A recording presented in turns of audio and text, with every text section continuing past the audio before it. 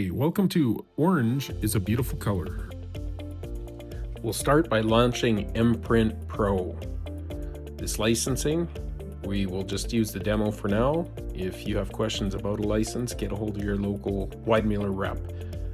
So now we're going to be choosing a marker type. And the marker type we're using today is terminal markers.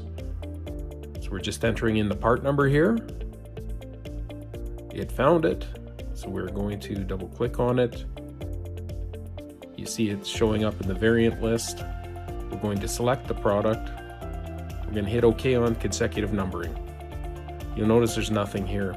So what we're doing is we're going to open Excel from the Imprint Pro. You notice it's blank. So we have another CSV set up, ready to go, that has some values in it. We'll open that. So all we're doing here is we will be making sure the text is centered,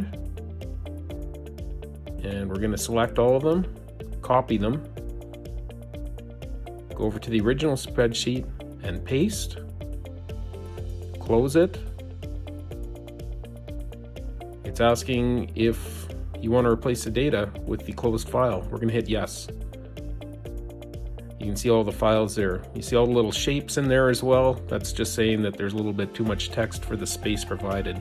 So we're going to click on the first one, hold down shift, click on the last, change the font size. Now we can see everything showing up there correctly. Thanks for joining us and learning how to bring in Excel data into Imprint Pro. We hope you join us for further videos in the upcoming weeks and months.